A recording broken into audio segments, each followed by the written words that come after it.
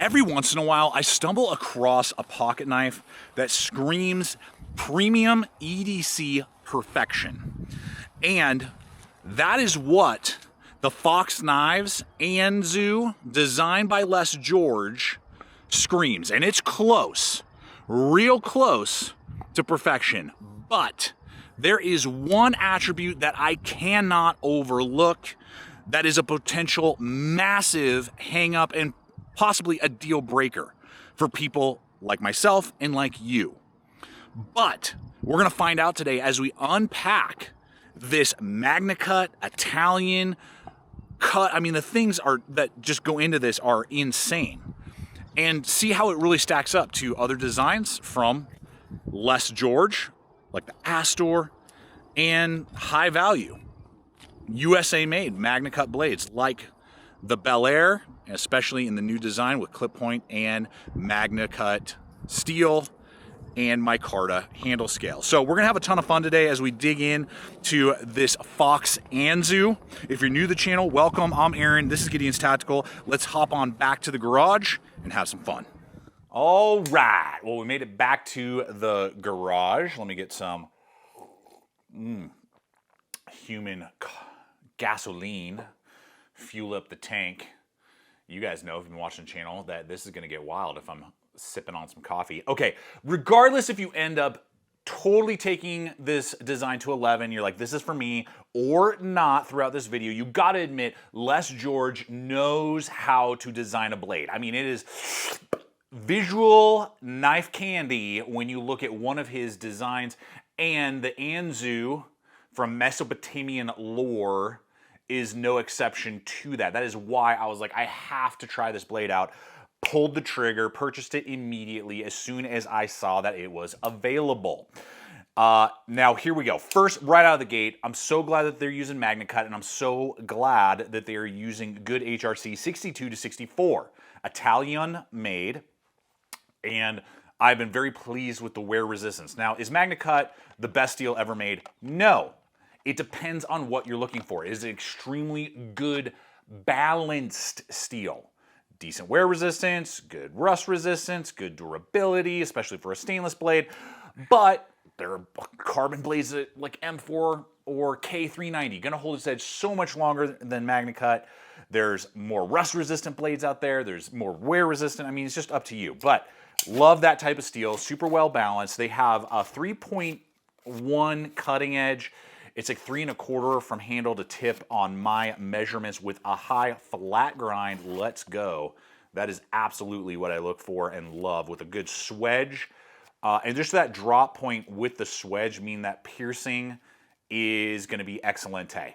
It is gonna taste good every time you pierce in your kid's packaging, you're opening a box, whatever you're doing, you're going to enjoy that experience. Now, I'm seeing dimensions all over the place. My caliper says 0.132 on the stock thickness, so a hair over an eighth under what some are saying, which is 0.14. So it's a little beefy. It's not gonna be quite as slicey as thinner, full flat grind blades out there. Still very capable in the size range that I'm looking for, that many of us would look for, especially with the relief that the edge gives us. That relief right there is really good. So geometry wise, I have zero complaints. You're not going to need to reprofile, do anything like that. Some ceramic rod running on your work sharp or whatever you're rocking is going to definitely be enough. So right out of the gate, aside from aesthetics, the blade performance and steel quality is absolutely there. Checks the box, gets it done for me immediately.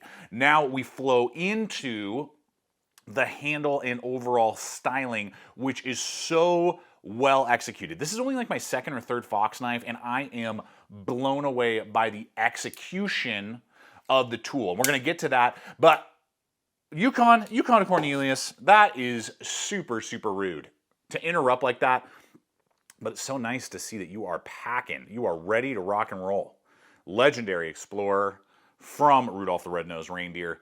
And you are right. I got you years ago on a whim through LA Police Gear, and I guess this is the perfect transition to highlight them as the sponsor of this video and their new BFE stretch pants. And the best part, they don't just have cuts for men, but they also have women's cuts that Mrs. GT has been sporting and has really been enjoying on day hikes, adventures with the family, and just around town, just getting things done when she and I need the capability of these pants, which were designed to be tough, comfortable, practical, and stylish. So they have all of the pockets and layout of, say, like dedicated tactical pants with large pocket zippers on the side of the leg that can easily hold like rifle mags, YKK zippers, so they run super smooth, very deep, large pockets on the front so you can carry larger folders, and just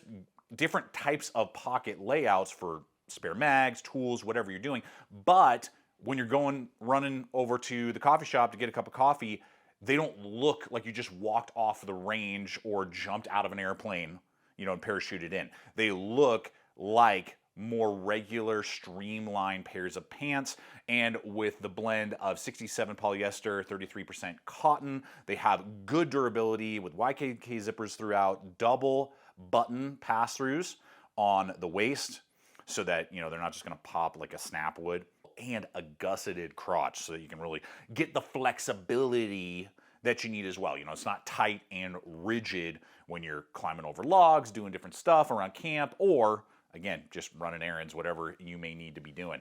And so, guys, we will have links popping up in the video as well as in the description box below, as well as my 10% off promo code you can apply site-wide to gear and equipment over at LA Police Gear. So I invite you guys, check them out and get yourself the perfect pair of pants for all of your summer adventures. Now, the level of detail on that handle, that is so nice to see. All these little cut-ins. There is depth to that. On anodized aluminum, bronze brown with bronze accented studs. I mean, I had to go with that. The black and the bronze and the brown and gold. I mean, it just spoke to me. It was like, pick me up, EDC me. And I was like, okay. My precious. So there are options though. This is the anodized aluminum. You can get carbon fiber G10 mix and you get G10 handles. The G10 versions are going to be just under 4 ounces. The anodized aluminum versions are going to be just over 4 ounces. So it's a chunker. It's a little chunky for its size, being just a hair over 3 inches. You know, we're not playing bug out games here and trying to cut every little ounce and flexy. I mean, there's no flex there, especially on the aluminium for all you British people in the UK. Shout out to all you guys. This is definitely checking a lot of cool boxes right there in that way because of the 0.49 as well. So, I mean, it's thick, it's a little clunky in the sense of beef, but I dig it. I dig it, and I want more of that, actually, and I don't care really about weight like I used to when I was going to an office week in, week out. So we have a back spacer as well. Again, plenty of color combinations to choose from with those different handle materials. Even the pocket clip, just really well executed. Cool cut-ins, just a little bit of a flare, got some flex, screw.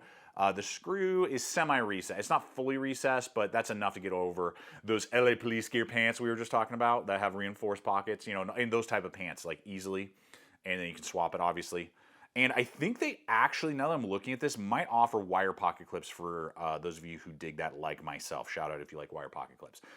Don't quote me on that, but that looks like a wire cut-in to me. So you could do that. Lanyard hole, all the things. The crossbar lock, what do they call it, like the Venzo lock or something? Okay, whatever. Crossbar, name of the game. 0 up and down, and then we have a little bit side to side because we are rocking some ball bearings from what I can tell. I'm seeing little tiny gaps and spaces, and it cruises on the action. So now the delicious thing about crossbar locks is that you don't have to put your finger ever in front of the closing mechanism like liner locks. Here's our Les George Astor from Spartan Blades, like we talked about a little earlier. You know, you got to put your finger in there. I mean, it's not an issue for me, but some people just get really worked up about it, and that's the nice thing about the crossbar. So it cruises, it flies, you can get a little play, side to side, none up and down, but look at that. Boom. I mean, it just drops almost into place. Good detent, tip is recessed really deep in there. Some Italian knives, their tolerances are really close. That one is not, so that's a good thing by having it buried in there. Got a good, decent stop bar. The only uncoated one on a part of the blade on mine is that stop bar right there. And then you have just enough right there to pull and open if you want. And then the studs are excellent to engage, zero problem. Scalloped shoulders everywhere.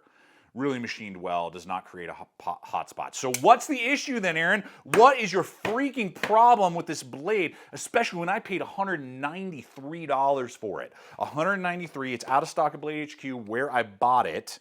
I will have links popping up, so maybe they're gonna come up with another batch, you know, but at under 200 bucks, I mean, that is mind-boggling to me. Well, the issue comes into play right here, right here. This distance, baby, from guard to bird beak, guard to bird beak. So for those of you who are new to the channel, I wear, let's have some fun here, large size gloves, right? Those are my cutting gloves right there. And for better determination, for those of you who are really curious, that's 3 1/4, basically, right there, 3 1/4 from knuck to knuck. Ah! Just drop that sucker. From knuckle to knuckle is 3 1/4 knuckle span. Well, guess freaking what? And Les George, if you're watching, please, for the love of God, make us an XL. From guard to bird beak is exactly 3 1/4 inches. So guess what happens? Guess what freaking happens? Every time when I'm gripping the blade, my finger is right on that bird beak, causing a hot spot, feeling like I'm falling off the blade. And if I'm dropping 200 bucks on a tool, I want, and every other aspect is just like banging, I want to grip this thing and just have full confidence. It's too teeny weeny bikini for me. It's too small, guys, and it was so depressing. I knew within 5 minutes. I knew within 5 minutes of opening the blade, I was so stoked, so excited, pulled the trigger. I'm opening the blade, and then I grip it, and I'm like, no.